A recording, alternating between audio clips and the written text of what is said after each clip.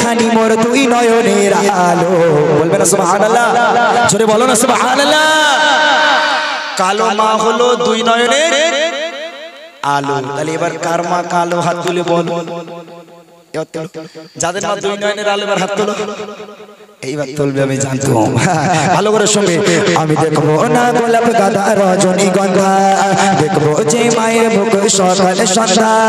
ফুল দেখলাম কি, ফুল দেখলাম কি, দেখলে মায়ের মুখটা পাই স্বর্গের সুখ, দেখলে মায়ের মুখটা পাই স্বর্গের সুখ। আমি দেখবো না আকাশের চাঁদ, আমি দেখবো শুধু আমার মা জননীর মুখ।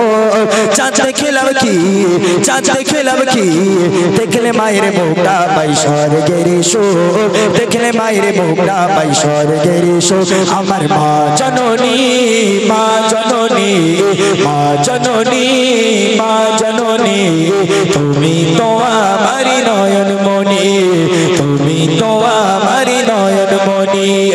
আমার সুখের স্বর্গ তুমি, আমার সুখের স্বর্গ তুমি, তুমি তো আমার নয়ন মনি, তুমি তো আমার নয়ন মনি।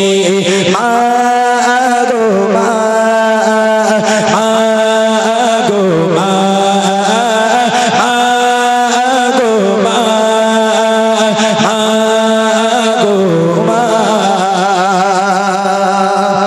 একটা মা যখন একটা বাচ্চাকে জন্ম দেয়, আম্মাজান হাসপাতালের বেডে শুয়ে আছে, শুয়ে শুয়ে কষ্ট সইছে। যারা বুড়িমা শুনবেন বলছিলেন তারা শোনেন, এখান থেকে বুড়িমা শুরু হচ্ছে। ওই মা হাসপাতালের বেডে শুয়ে শুয়ে কষ্ট পায়। ডক্টর দেখে বলছে তোমার এখন আধা ঘন্টার সময় বাকি আছে, অপেক্ষা করো। ওই আধা ঘন্টায় আম্মাজান একবার এই পাশ, একবার ও পাশ, একবার এই পাশ, একবার ও পাশ, যন্ত্রণায় ছটফট করছে। আম্মাজান মনে করছে হয়তো আজরাইল এক্ষুনি আসবে, আমার জীবনটাকে নিয়ে চলে যাবে, আমার বাচ্চার মুখ দেখা হবে না, আমি হয়তো মারা যাব। আধ ঘন্টা হয়ে গেল। নার্স যারা আছে ওই বাচ্চাটিকে ভূমিষ্ঠ করিয়ে নিল। যেই বাচ্চারা জন্ম নিয়ে নিল, নার্স দেখাচ্ছে দেখো এই বাচ্চাটা তোমার, এই বাচ্চাকে তুমি জন্ম দিয়েছো। আম্মাজান ওই বাচ্চার চেহারা, বাচ্চার মুখ দেখার সাথে সাথে সমস্ত ব্যথা বেদনা দূর হয়ে যায়। শুধু তাই নয়, আম্মাজান ওই যে হাসপাতালের বেডে শুয়ে প্রথমবার বুকের মধ্যে নিয়ে নিল, মরণ পর্যন্ত ওই মা বুকে থেকে আর ওই বাচ্চাকে নামায় না। সে মা কালো হোক আর ফর্সা হোক, খুব মন দিয়ে শুনবে, বোঝার চেষ্টা করবে। কই বলছে, আরে মনে পড়ে সেই ছেলেবেলায়, তুমি না খেয়ে কাবালে আমায়, তুমি না খেয়ে কাবালে আমায়। মনে পড়ে সেই ছেলেবেলায়, তুমি না খেয়ে কাবালে আমায়, তুমি না খেয়ে কাবালে আমায়। ছোট ছিলাম বলে তাই বুঝিনি, ছোট ছিলাম বলে তাই বুঝিনি, তুমি তো আমার সোনার খনি, তুমি তো আমার সোনার খনি। মা জননী, মা জননী, মা জননী, মা জননী, তুমি তো আমার নয়ন মনি, তুমি তো আমার নয়ন মনি। আমার সুখের স্বর্গ তুমি, আমার সুখের স্বর্গ তুমি, তুমি তো আমার নয়ন মনি, তুমি তো আমার নয়ন মনি। মা গো মা, মা গো মা, মা গো মা, মা গো মা। এবারে দেখেন ওই বাচ্চা তো জন্ম নিয়ে নিল, ওই বাচ্চাকে বাড়ি নিয়ে আসা হলো। বাচ্চা আস্তে আস্তে বড় হয়ে উঠছে। একটা বাপ আর একটা মা জানি একটা বাচ্চাকে, ছোট্ট একটা বাচ্চাকে বড় করা, মানুষ করা কতটা কষ্ট শুধু তার বাপ আর মা জানে, আর কোনো মানুষ জানে না।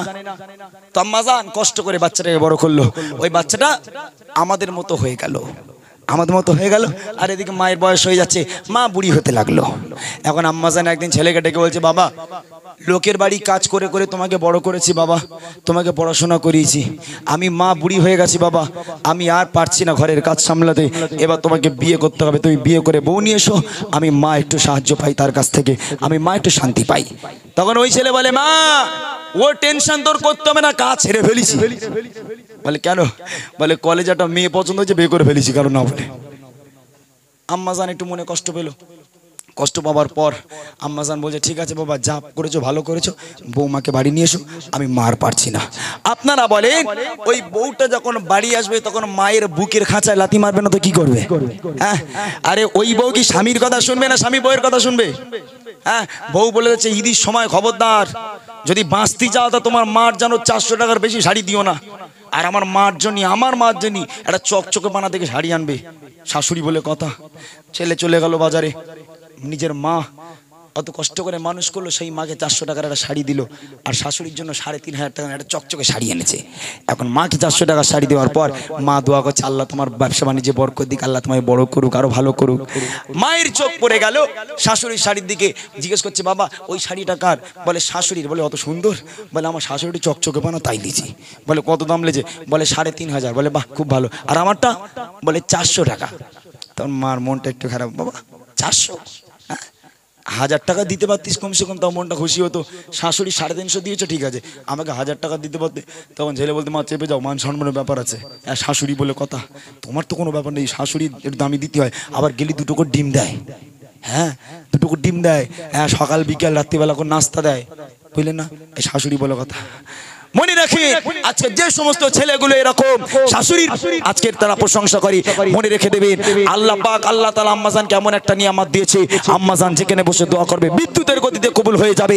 শাশুড়ি যদি দোয়া করে ওই দোয়া কবুল হতে হাজার হাজার বছর কেটে যাবে, তারপরেও সেই দোয়া কবুল হবে কিনা কোনো গ্যারান্টি নেই। আগে তোমার মা, তারপর তোমার শাশুড়ি। তাই কবি লিখছে কতই মধুর লাগে মায়ের হাসি, হার মেনে যায় ওই চাঁদের জ্যোতি, হার মেনে যায় ওই চাঁদের জ্যোতি।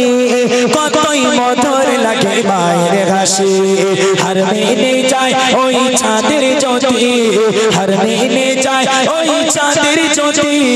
মুছে যাবে সব পেরেশানি, মুছে যাবে সব পেরেশানি, হারিও না সেই সোনার খনি, হারিও না সেই সোনার খনি।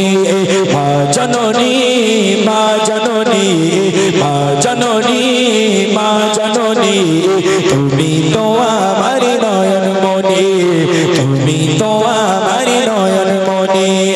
আমার সুখের স্বর্গ তুমি, আমার সুখের স্বর্গ তুমি, তুমি তো আমার নয়ন মনি, তুমি তো আমার নয়ন মনি। আগো মা, আগো মা, আগো মা, আগো মা।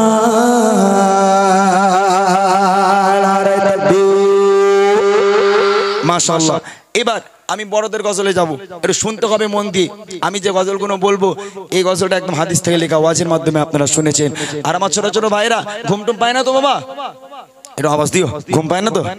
কয়ে ঘুম পেলে একটু আমার বলিস বাবা। কেন বলতিনি বাবু?